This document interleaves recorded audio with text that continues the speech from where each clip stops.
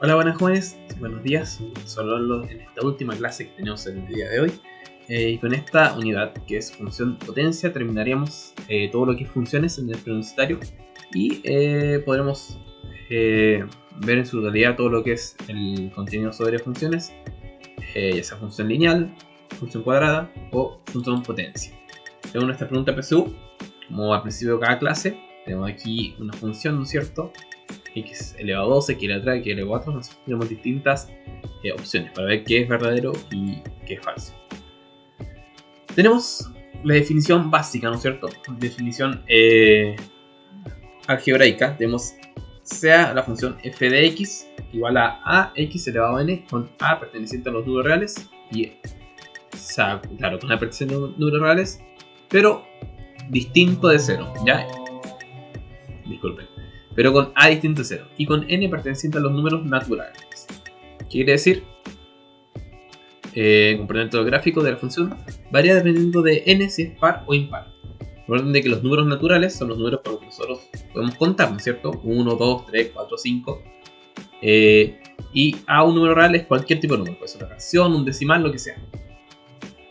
Ya, continuando, observamos algunos casos, ¿no es cierto? Cuando x es cuadrado, cuando x está elevado a 4 y cuando x está elevado a 6, es decir, son todos pares. Tenemos menos 2 y aquí tenemos x cuadrado, ¿no es cierto? Menos 2 al cuadrado es 4, menos 1 al cuadrado es 1, 0 al cuadrado es 0 y así en adelante. Si nos damos cuenta, cada uno de los resultados van a ser siempre positivos. Ya, tenemos todos los números que son positivos, ¿no es cierto? Porque cualquier número, sea negativo o positivo, elevado a una potencia par, siempre va a ser positivo. Siempre va a ser positivo. Grafiquemos, ¿no es cierto? Que se puede incluir x cuadrado, x a la cuarta y x a la sexta. Vamos a tener aquí los distintos puntos que tenemos. Este sería el gráfico de x cuadrado, ¿no es cierto? 1 elevado a 1 me da 1 y menos 1 elevado a 1 también me da 1, ¿no es cierto? El valor de x, o sea, de x negativa como la x positiva es el mismo. Crea una parábola, eso ya lo hemos visto. X a la cuarta también crea un tipo de paraboloide, ¿no es cierto? Un tipo de parábola un poco más ancha en su base, ¿no es cierto? O en el punto más de abajo, ¿no es cierto? Y sus ramas van creciendo de una forma más vertical, van como cerrándose entre comillas, ¿no es cierto? Y luego x elevado a 6 crea ya como una U, ¿no es cierto? También lo mismo, crece en su base y sus ramas van más verticalmente.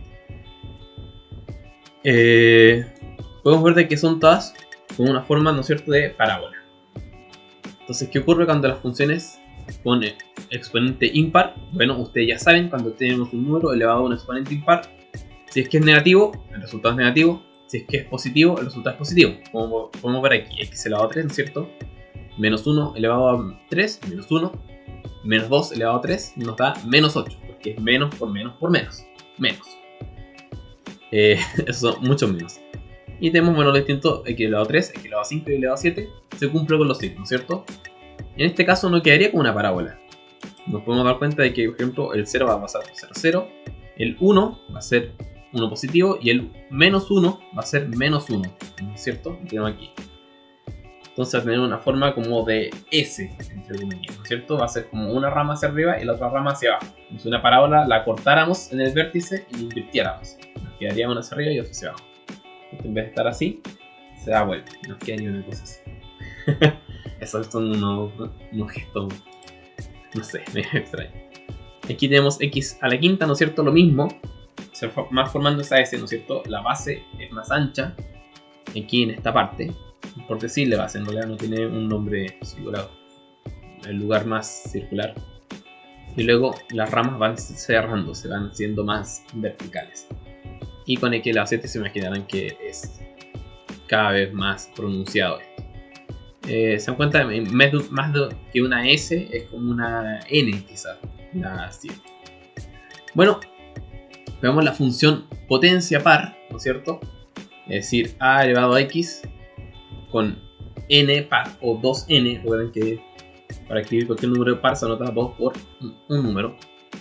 Nos quedaría de esta manera, ¿no es cierto? El recorrido va a ser, o sea, el dominio van a ser todos los números reales y el recorrido va a ser solamente los reales positivos, incluyendo el 0.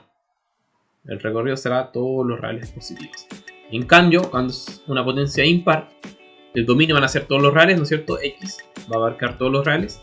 Y el recorrido también va a ser todos los reales, ¿no es cierto? Porque Y va a abarcar todos los reales. Recuerden de que el dominio es X y el recorrido es Y en el gráfico. Podemos ver de que, claro, aquí va a abarcar todos los reales en el X, desde el infinito hasta el infinito. Pero en la Y solamente desde el 0 hacia arriba. Del 0 hasta el más infinito. Ahora, una pregunta muy importante. ¿Qué pasa si es que el número que acompaña a la función potencia, ¿no es cierto? El número que acompaña a la potencia, es decir, este A, es negativo? ¿Qué pasa cuando las ramas son negativas? Dice cuando A pertenece a los reales negativos. En este caso podríamos decir que es un menos A o algo similar, ¿no es cierto? Cuando A es negativo. Bueno, voy a borrar aquí un poquito. ¿Y cómo nos quedará? Bueno, ustedes ya saben, cuando es parábola, ¿no es cierto? La parábola va hacia abajo. El dominio van a ser todos los reales y el recorrido los reales negativos, hacia abajo. Y la función potencia impar va a invertirse, ¿no es cierto? La rama que va hacia arriba, ahora va hacia abajo. Y la que va hacia abajo, ahora va hacia arriba. Voy a borrar los dibujos porque ahora podemos ver cómo es el gráfico, ¿no es cierto? Entonces, cuando A es negativo, también se invierte. Lo que va hacia abajo hacia arriba y lo que va hacia arriba hacia abajo. Se dan vuelta.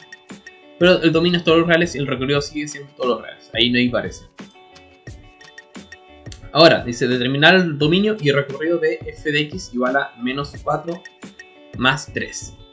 Bueno, vemos aquí el gráfico, ¿no es cierto? Va a pasar por el más 3, ¿no es cierto? Donde intersecta el eje y. Recuerda siempre el número que está solo es el intersecto con el eje y. Intersecta el eje y en más 3. Y como es negativa, va a ser una parábola en este caso, o un paraboloide hacia abajo. Y elevado a 4, ¿no es cierto? Elevado a 4 podemos ir reemplazando con un número y ver los valores. Por lo tanto, el dominio, ¿no es cierto? Van a ser todos los reales. Recuerden que siempre el dominio, en estos casos, van a ser todos los reales. Porque esta recta se va a extender hasta el infinito. Y lo mismo hacia acá. Entonces, cualquier valor que tome x va a tener un valor de la parábola. Espero que esa extensión de gráfico le haya servido para entender. Y el recorrido, vamos a darnos cuenta, ¿no es cierto? Es desde el vértice, desde el punto, 3, hacia el menos infinito. Entonces, desde el menos infinito hasta el 3. Y así se nota. Considerando el 3, ¿no es cierto? Con corchete hacia adentro, porque se considera el 3. Y el menos infinito, con corchete hacia afuera, porque el menos infinito no es un número, es solamente una expresión. Determinar el mejor gráfico para la función real. Tenemos esto: x más 4 elevado a 7. Bueno, aquí vamos a empezar a graficar. Vamos a tener de que es x más 4 elevado a 7. Se mueve con 4, ¿no es cierto?, hacia la izquierda, ¿no es cierto? Y bueno, pensé que explicar un poco más, ¿no es cierto? Es una función positiva, ¿no es cierto? La x va a ser positiva, entonces que a la rama izquierda hacia abajo es como que sube, ¿no es cierto? De izquierda a derecha sube. Y va a ser menos 4. En este caso, cuando el número se le suma adentro, se mueve hacia la izquierda. Y si es que se le resta adentro, en este caso sería x menos 4, se movería hacia la derecha. Estaría acá. Ya, en este caso. Si es que ustedes tienen dudas, quizás, lo que podrían hacer, no se los recomiendo mucho, es tratar de resolver esto, ¿no es cierto? Poner x más 4 por x más 4, pero eso es gigantesco. Entonces, más vale recordarse de cuando nosotros sumamos adentro del paréntesis, las cosas se mueven hacia la izquierda o hacia la derecha. Y ahí es contrario, cuando se suma hacia la izquierda y cuando se resta hacia la derecha. Esto pueden notar. Esto es, se mueve, ¿no es cierto?, 4. Se mueve 4 hacia la izquierda, porque se suma. Y en el caso contrario, cuando x se le resta algo, digamos se le resta 2, elevado a 3. Poner A. ¿Cierto? Va a también ser la misma figura y va a pasar por el 3. Me quedó horrible, pero se entiende. ¿No es cierto? Se mueve. Ahí sí. 3, no 2.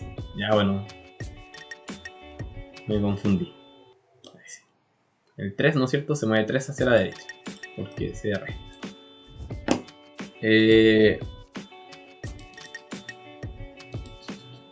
Y sí, claro.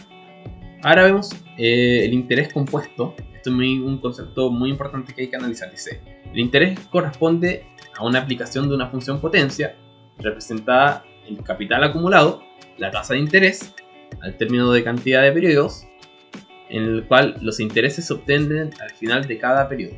Se reinvierten al capital inicial. ¿Qué quiere decir? Tenemos una función para calcular el interés compuesto, ¿no es cierto? Esto sí o sí tiene que ver con una función potencia. Aquí, dependiendo de la cantidad de periodos, ¿no es cierto? La cantidad de veces que se aplique, de que vamos a estar trabajando para lograr este interés, donde vamos a ir viendo, ¿no es cierto? Si es que esto va a ser elevado a 3, elevado a 4, o lo que sea, ¿no es cierto?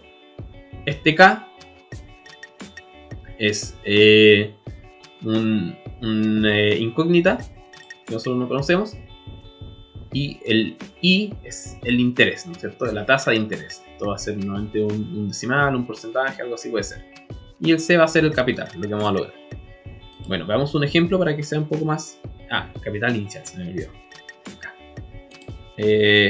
Ponemos aquí. Y veamos un ejemplo para que nos quede un poco más claro. Dice, calcular el capital acumulado al cabo de 3 meses, ¿no es cierto? Entonces ya sabemos de que 3 meses es nuestra I, ¿no es cierto? Nada que ver con nuestra I, es nuestra N. Discúlpenme.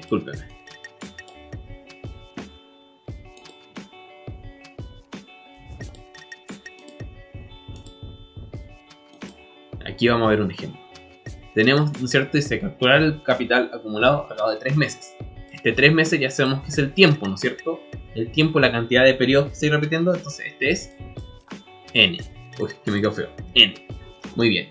Luego vamos a tener el interés, ¿no es cierto? A una tasa de interés compuesto mensual de 10%. 10%, como le decía, ¿no es cierto? Muchas veces nos va a entregar como un porcentaje o un decimal. En este caso nos va a entregar como un porcentaje. Entonces sabemos que este es el interés. La tasa de interés.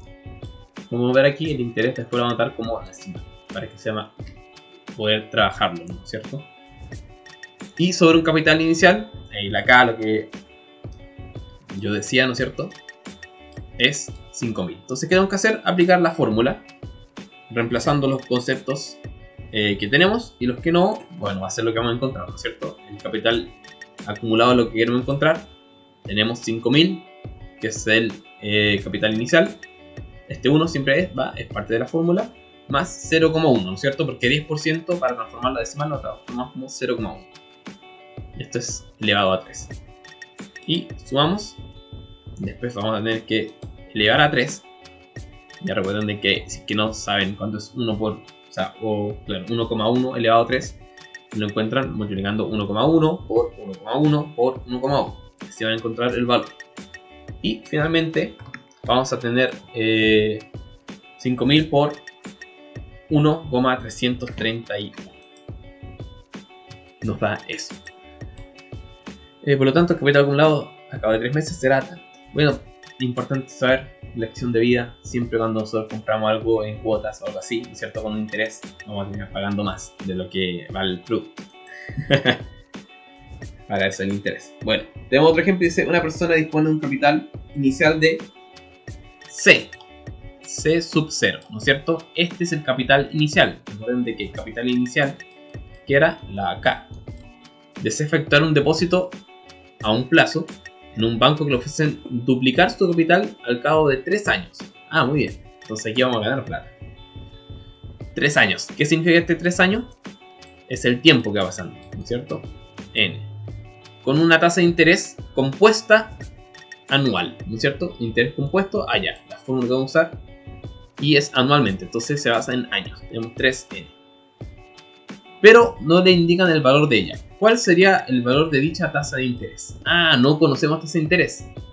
Complicado, ¿no es cierto? Entonces, ¿qué vamos a tener que hacer? Encontrar la fórmula. Encontrar este porcentaje. ¿Cómo lo hacemos? Sabemos que el K, ¿no es cierto? El capital inicial es C0. N es 3 años. Y el porcentaje inicial es el porcentaje de X. No lo conocemos, por eso pusieron X. O X partido 100. ¿No es cierto? Recordad, para transformar de porcentaje a decimal, tengo que dividir por 100. Bueno, y el capital, se va a duplicar. Eso me faltaba poner. Eso es muy importante, de hecho. Vamos a borrar aquí un poquito para poder continuar, ¿no es cierto? Bueno, tenemos nuestra fórmula y vamos a decir K es C0, ¿no es cierto? 1, viene la fórmula. El interés no lo conocemos, pero vamos a utilizar la fórmula, ¿no es cierto? X partido 100 para que sea más fácil. Siempre digo, trabajar con decimal o fracciones es más fácil que trabajar con un porcentaje. Y C, que viene de acá, ¿no es cierto? Es el interés compuesto, lo que nos van a entregar, ¿no es cierto? Lo que vamos a lograr es 2 veces el capital inicial. Se nos va a duplicar, ¿no es cierto? Aquí, donde decía,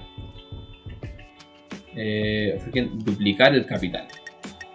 Duplicar el capital, ¿no es cierto? El resultado, una duplicación de nuestro capital inicial. Tenemos la fórmula. Aquí solamente lo simplificó, ¿no es cierto? Eliminó esto con esto. ¿Qué hizo? Finalmente dividió por C0. Tanto acá como acá. Y se simplificó. Luego, con esto va a tener una potencia elevado a 3. Bueno, nos conviene sacar una raíz cuadrada, o sea, una raíz cúbica. Porque la raíz cúbica de 2 es igual a 1 más x partido 10. 100, perdón. De 1, sumando pasa restando, y el 100 va a pasar multiplicando, ¿no es cierto? Como está dividiendo, pasa multiplicando. Y nos queda de esta manera. Entonces, esta es la respuesta. Claro, aquí está la en porcentaje. La alternativa A. Continuando, aquí tenemos la pregunta PSU. Bueno, entender de que lo que acabamos de ver es más que nada un concepto en específico de la función potencia, pero la función potencia tenemos que analizarla como tal, ¿no es cierto? Y aquí tenemos la pregunta PSU que nos lleva a esto. Tenemos, dice, están las funciones reales f de x igual a x cuadrado, g de x igual a x al cubo y h de x igual a x a la cuarta. Entonces, con estos términos podemos empezar a analizar. Dice, ¿cuál de las siguientes desigualdades es verdadera? Entonces va a tener que ir analizando cuando x cuadrado, x al cubo y x a la cuarta. Dice f de x menor o igual que g de x menor o igual que h de x para todo número real. Para todo número real, ¿no es cierto? Entonces aquí podemos al tiro empezar a ver, recordar las gráficas, ¿no es cierto? De que esta es una parábola, este es como una parábola pero invertida, ¿no es cierto? Con una rama para arriba y otra rama para abajo. Y esta de aquí es también un tipo de paraboloide, pero con la base más ancha, ¿no es cierto? Y las ramas más derechas, la rama más abierta. Es un gráfico muy rápido, solamente para ir recordando, ¿no es cierto? Cómo funciona. Aquí tenemos, dice, f de x menor o igual que g de x menor o igual que h de x para todo número real. Bueno, aquí al tiro pensar, pongamos un ejemplo. F de 2, por ejemplo. F de 2, g de 2 y h de 2, ¿no es cierto? Cualquier número real. Bueno, aquí me va a dar 4, 8 y 16. Se cumpliría, ¿no es cierto? Ah, ya, entonces correcto. Ah, pero es para todo número real, lo positivo y lo negativo. ¿Qué pasa cuando es negativo? Bueno, cuando es negativo sabemos que es una potencia impar, en este caso el g de x. ¿Cómo me queda? Bueno, el f de x me va a quedar 4 y el g de x me va a quedar menos 8. Y 4 no es menor o igual que menos 8, ¿no es cierto? Entonces esta ya no se cumple. No es necesario seguir con la otra porque ya no se cumplió. Después dice, para todo número real distinto de 0 y de 1 se cumple esta desigualdad, ¿no es cierto? Bueno, para todo número real distinto de 0 y 1. Aquí ya sabemos, por ejemplo, todo número real, ¿no es cierto? Todo número real puede ser positivo o negativo. En este caso, en el caso del menos 2, no se cumple, ¿no es cierto? ¿El menos 2 es un número real? Claro que sí. ¿Es distinto de 0? Sí. ¿Es distinto de 1? También. Y en este caso tampoco se cumple. Y después tenemos esta desigualdad f de x menor. Menor estricto, no menor igual, como lo que estamos viendo arriba. Menor estricto de g de x, menor estricto de h de x. Para todo número real positivo. Bueno, aquí ¿qué podemos ver? Número real positivo. ¿Cuál es el primer número real positivo? El 1. Analicemos.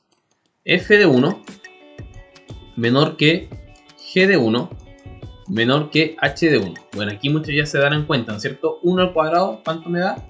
1. 1 al cubo, ¿cuánto me da? 1. Y 1 a la cuarta, ¿cuánto me da? 1. Esto no es correcto, ¿no es cierto? 1 es igual a 1, no es menor que 1. Estoy diciendo que una cosa es menor que el mismo, imposible, ¿no es cierto? Entonces, por este caso, podemos decir de que esta no es correcta. Aunque sería correcta para cualquier otro número, para el 2, 3, 4 podría ser correcto. Pero en este caso, para el 1 no es verdadero. Luego va a tener para todo número real negativo, distinto de menos 1. Bueno, ya sabemos que con los números negativos, real negativo no se cumple, ¿no es cierto? Porque me quedaría el primer número positivo, digamos, no sé por qué puse un 8, digamos elevado a 3, ¿no es cierto?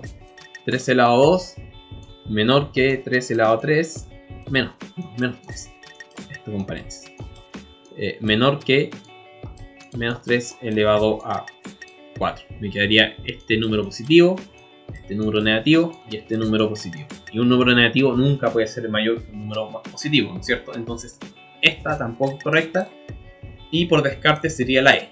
Pero bueno, analicemos. Voy a borrar todos los dibujos para tener más espacio, que sea más ordenado. O sea, ya sabemos que es la E, ¿no es cierto? Y dice f de x menor que g de x menor que h de x. Para todo número real mayor que 1. Claro, para todo número real mayor que 1 se cumple. Puede ser que para un número real menor que 1, es decir, entre 0 y 1, no se cumpla. Pero no me interesa, me interesan los números mayor que 1. ¿Por qué no se cumpliría? Recuerden por lo que decimos aquí. El gráfico de f de x es una parábola donde las ramas están abiertas y se ven como cerrándose en medio, ¿cierto? Y el gráfico de h de x elevado a la cuarta es más cerrado, ¿no es cierto? Aquí es positivo, pero aquí tiende a ser negativo. Tiende a que justo este número que está aquí, este sería el 1, 1. Y este número de aquí va a ser menor que este de acá. Ya, no sé si se alcanza a ver. Si ponemos una línea recta, este número, digamos que no sé, 0,5. Y este número de acá estaría más, sería como 0,2. No se cumpliría. Ya, si es que no lo alcanzan a ver, no es necesario que lo entiendan. Pero sí es bueno que entiendan cómo se ve la gráfica. Ya, por la gráfica no se cumpliría un número entre 0 y 1. Pero no nos pide eso. Solamente se lo explico para que lo tengan claro. Entonces esta es la alternativa correcta. La alternativa E. Y ahí está. E, alternativa correcta. Bueno, jóvenes, me despido hasta el día de hoy. Espero que estén muy bien. Junto en esta clase les voy a subir también el solucionario y las preguntas. Bueno, el solucionario de la clase anterior, las preguntas de esta clase, la guía de preguntas. Y también el solucionario de esta clase, ya que esta es la última clase. Nos vemos. Hasta luego.